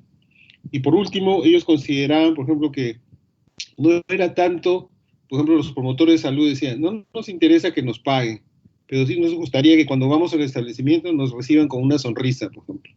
Entonces, como gestos, como actitudes, a veces nosotros creamos una brecha. Entonces, el problema de la interculturalidad es un tema de relación. Y a veces pensamos que los que tienen que cambiar son la población, y no pensamos que lo que tiene que cambiar, y es más fácil, los servicios. Entonces, creo que, generalmente, por ejemplo, en Ayacucho, la mayoría de los médicos son de Ica o de la costa. No hay médicos, por lo menos yo no he conocido médicos ayacuchanos. Entonces, por ejemplo, ¿cómo? Porque no había, los últimos años creo que ya hay facultad, pero entonces realmente las enfermeras, las obstetrizas y técnicas eran de Ayacucho, pero médicos eran de Ica. Entonces, por ejemplo, eso, cómo tener recursos humanos que hablen, que puedan entender, porque no solo que hable quechua, sino que tiene un pensamiento quechua, cómo identifica esto, ¿no? Y por otro lado también, que es importante, cómo las tecnologías pueden llegar a ellos. Por ejemplo, para ellos era una novedad de los tensiómetros digitales que sonaban, que hacen sonar el pulso. Entonces mucha gente iba para ver cómo, y preguntaban, no por mi presión, sino si mi pulso es bueno o malo. Entonces creo que entender esta percepción que tienen de la enfermedad, de estar sano, tiene que ser una relación más horizontal. Y creo que eso nos falta, y creo que las universidades han sido ajenos a este tipo de demandas, ¿no? Y la otra cosa, creo que hay que construir usuario, porque el usuario, por ejemplo, no le decimos que él empieza, perder todo el día en la atención. Entonces, si lo hace demorar 4 o 5 horas, le va a parecer bien, porque ya había presupuestado que va a estar 24 horas. Entonces, también, ¿cómo construimos? Decir que tiene que ser atendido, que tiene que ser atendido amablemente, medir esas cosas. Entonces, buscar indicadores que sean construidos con ellos, ¿no?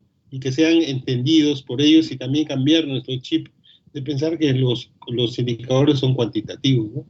Tienen que ser cualitativos. Gracias.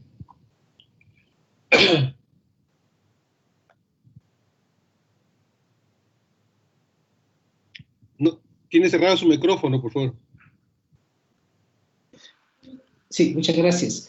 En el sentido que usted plantea que el trabajo intercultural es específico, al detalle en cada comunidad, si pensamos en el Perú, estaríamos hablando de un trabajo titánico, de poder tener diferentes enfoques en cada zona, porque bien lo dijeron algunos de los ponentes, tenemos norte, centro, sur, costa, sierra, selva, y cada uno de ellos algunas diferencias inclusive dentro de cada región. Eso implicaría que cada territorio empiece a tener su propio contenido en términos de calidad de atención, sin entrar todavía al tema de cómo es que se puede financiar ese hecho, pero estaríamos pensando en un trabajo grande que implique la movilización de todos los sectores en cada territorio, en cada población, en cada distrito,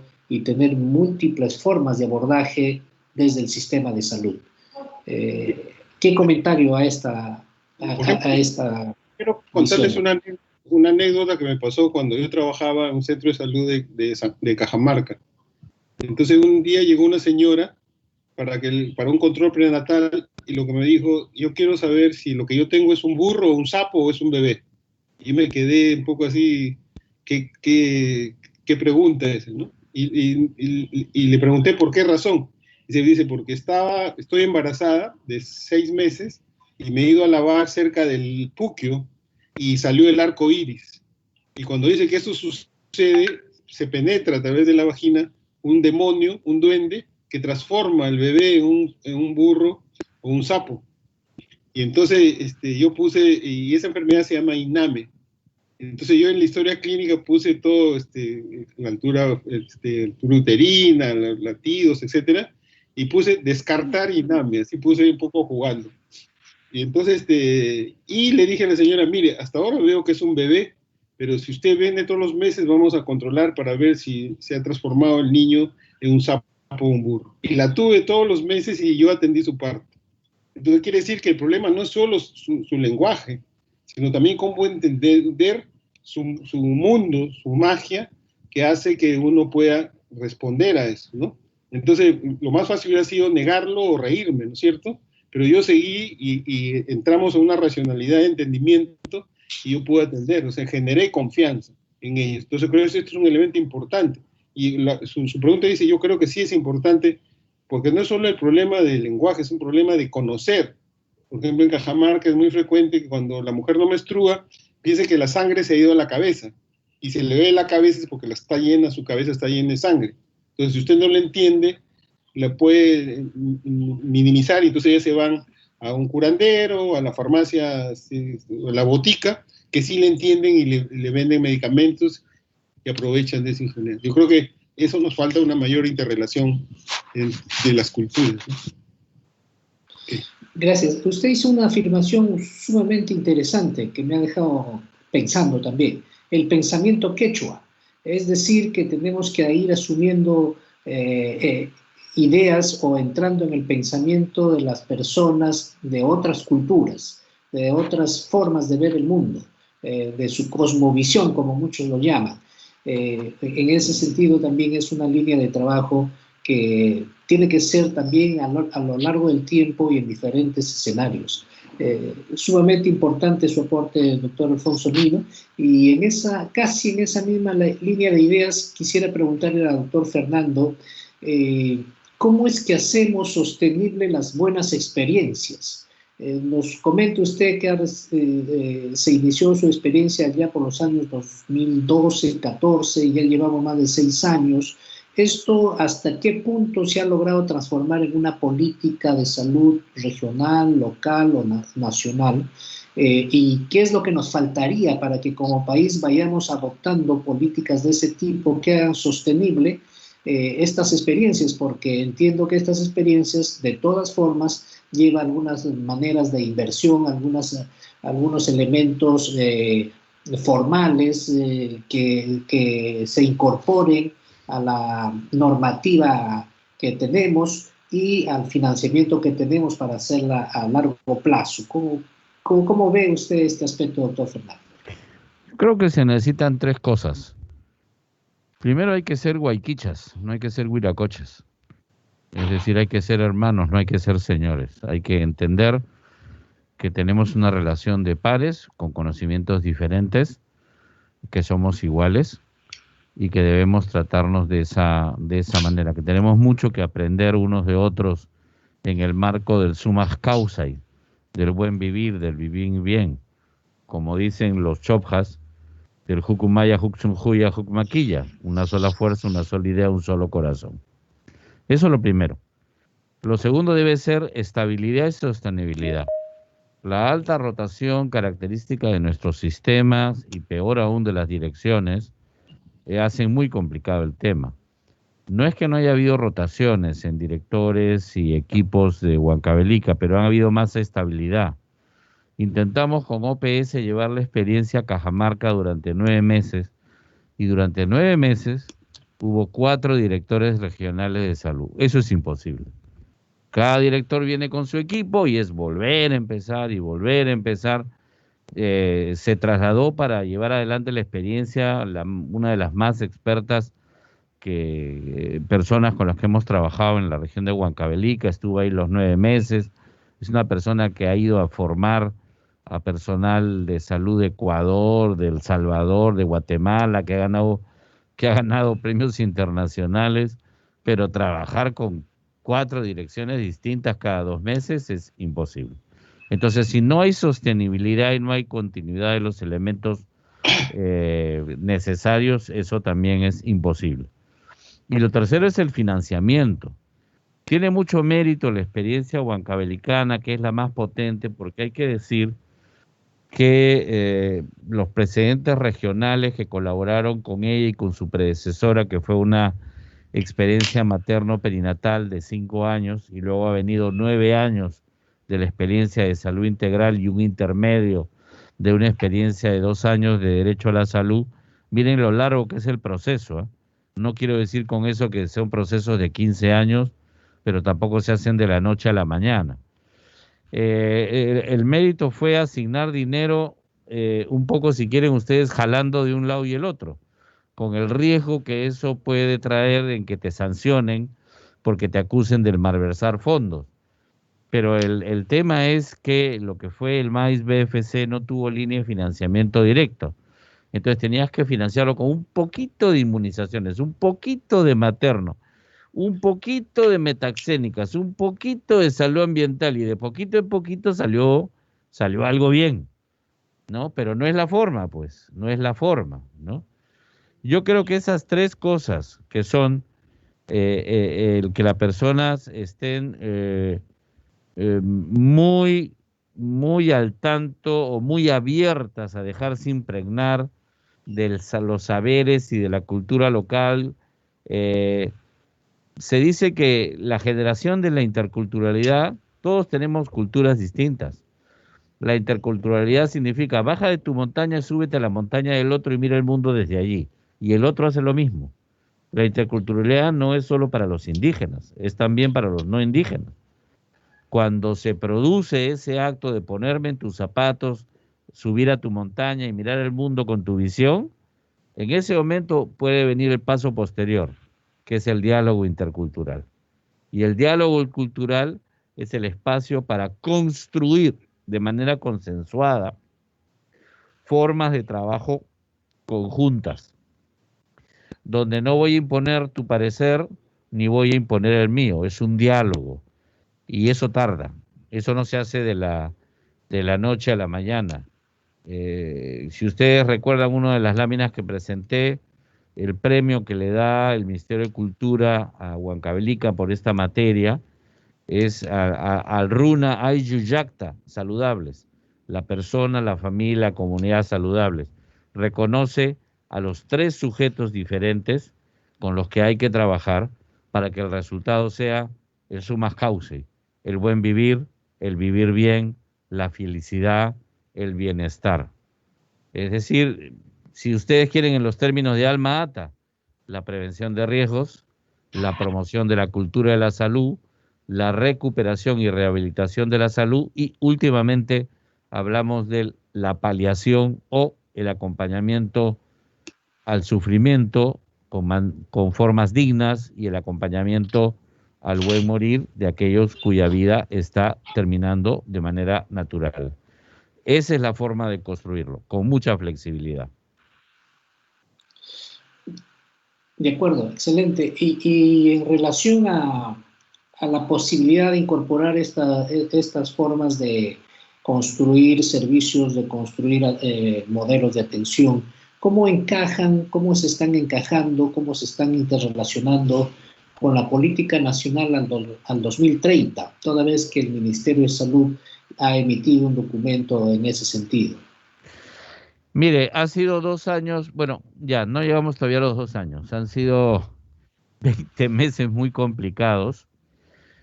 Normalmente uno debe, ¿cómo construye? ¿Cómo debería ser la construcción en el Estado? Primero debías construir políticas, de ahí construir modelos y de ahí construir instrumentos y componentes. Es una construcción lógica, ¿verdad?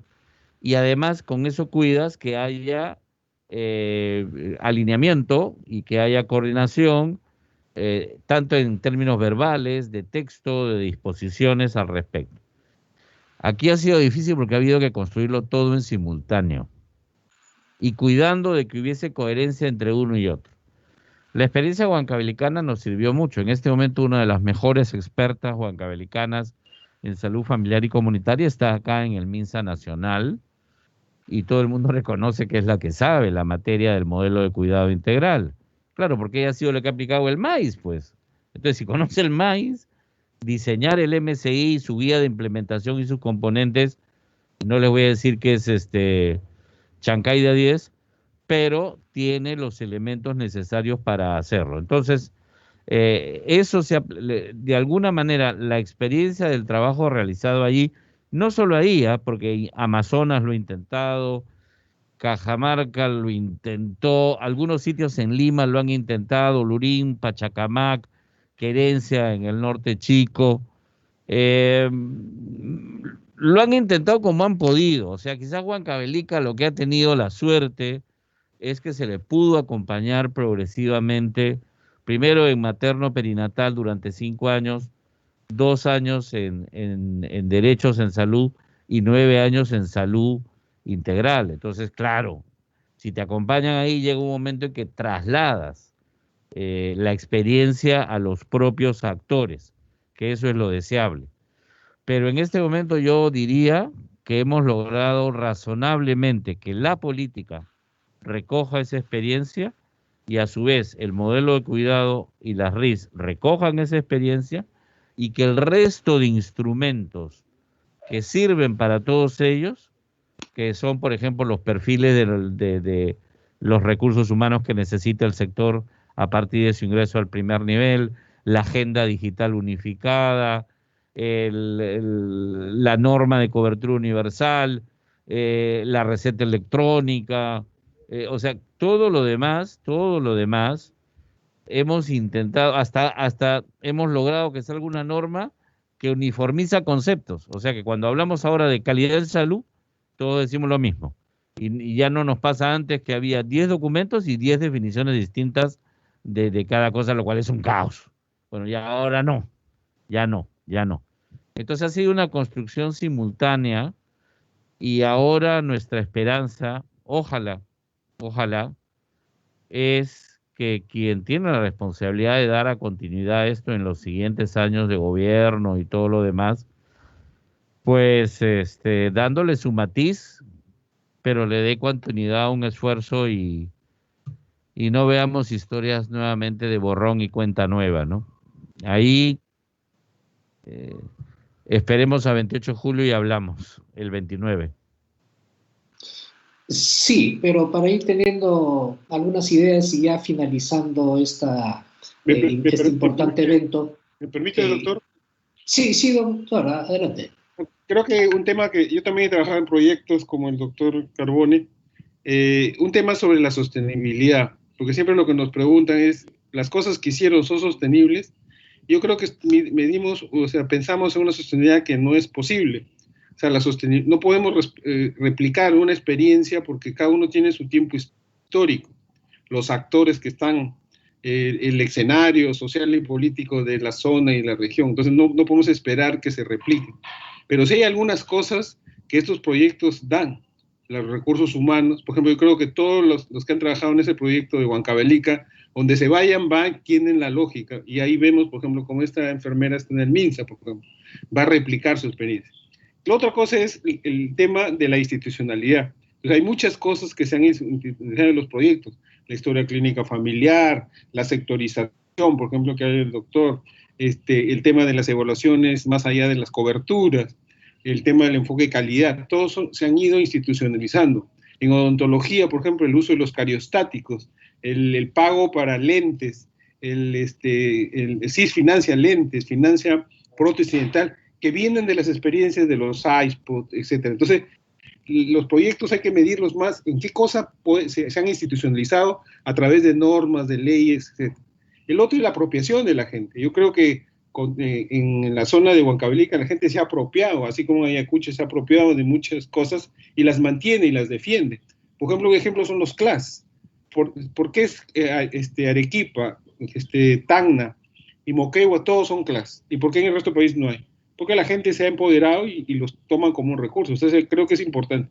Y lo tercero es el financiamiento. Yo creo que ahí, yo cuando hice un proyecto en Cajamarca fue un error tremendo trabajar desde los servicios. En Ayacucho trabajamos desde las comunidades y muchas de las cosas que hicieron desde los municipios son sostenibles. Y por eso creo que muchas de las cosas que hicieron en Huancavelica, la estrategia fue trabajar con los gobiernos locales, financiamiento de muchas de estas cosas y utilizar el financiamiento del MINSA o de la región de manera estratégica. Entonces yo creo que ya no podemos pensar que las cosas se van a mantener sin los actores, con el cambio del entorno, etc. Entonces yo creo que la visión de la sostenibilidad tiene que ser otra. Gracias. De acuerdo. Ya terminando casi el tiempo de este evento, quisiera hacerle una última pregunta, doctor Fernando, muy breve, muy puntual, por favor, por los plazos que tenemos. ¿Cómo es que la experiencia del modelo trabajado en área rural se integra o tendría posibilidades de integrarse a una, valga la redundancia, a una red integrada? ¿Cómo es que se enlaza los servicios con los otros niveles resolutivos? Ese es el reto. Yo sí he visto experiencias urbanos-rurales que son más, o sea, las más difíciles, aunque no parezca, son las urbanas, ¿eh? El cambio conductual que experimentamos en la medida que pasamos de lo rural a lo urbano marginal y a lo urbano-urbano, con ese aislacionismo que caracteriza a las sociedades urbanas, es que hace mucho más difícil el poder articular y trabajar un modelo comunitario de salud en donde uno nos preocupemos por otros, etcétera, etcétera. Pero sí es posible, hay que adaptarlo, eso vuelvo a insistir, no hay recetas únicas. Sí hay pistas que se repiten en uno u otro caso, pero lo que hay que hacer es encontrar la forma de adaptarlo. Y el tema, un tema que el doctor Nino señaló es imprescindible recalcar y lo hago en breves segundos. Si uno hace, cuando se va, lo que hizo se lo lleva. Si uno instala, o sea, deja habilidades y capacidades en los actores locales, eso permanece en el tiempo. Y eso fue lo que nosotros experimentamos, fue instalar. Instalar, es más, fue conscientemente hacernos inútiles para una sociedad que ya podía llevar sola esto adelante. Y creo que la demostración de esto ha sido que Huancavelica ha sido en las regiones, una de las regiones que más aguantó la pandemia casi hasta el final. Es imposible que al final no tenga el problema, ¿no? Pero aguantó hasta que, bueno, ya tanto va el cántaro a la fuente que es imposible que... Pero aguantó bastante. Y ojalá que eso les ayude ahora en el segundo brote cuando dé una vuelta por algún sitio de allí. Pero eso es, sí se puede. Muchas gracias. Estamos observando de que existe cierto denominador común en las diversas experiencias. Quizás el reto más inmediato es transformarlos en políticas públicas para el sector salud en el marco de un sistema que soporte ese tipo de políticas, porque el sistema actual como que no está muy diseñado y encajado para trabajar experiencias comunitarias exhaustivas. Esperamos trabajar y queda abierto la invitación a todos los ponentes, previo agradecimiento por parte del Colegio Médico del Perú, y también queda abierto la invitación a todos los que nos han estado escuchando para sumar esfuerzos y precisamente trabajar en esto, en políticas nacionales, en políticas de salud para el Perú, porque eso es lo que necesitamos. Infinitas gracias a todos y estamos terminando esta jornada, quedando invitados para otras que tenemos adelante. La más inmediata es el día de mañana, viernes 18 a las 7 de la noche, tenemos un simposio de vacunas. Queremos poner en conocimiento con los actores principales sobre vacunas cuál es la situación real de las vacunas en nuestro país. Están cordialmente invitados y reiterando nuestro agradecimiento al doctor Ismael Cornejo Rosselló, al doctor Alfonso Nino y al doctor Fernando Carbone por su excelente participación en este evento. Muchísimas gracias y hasta pronto. Gracias.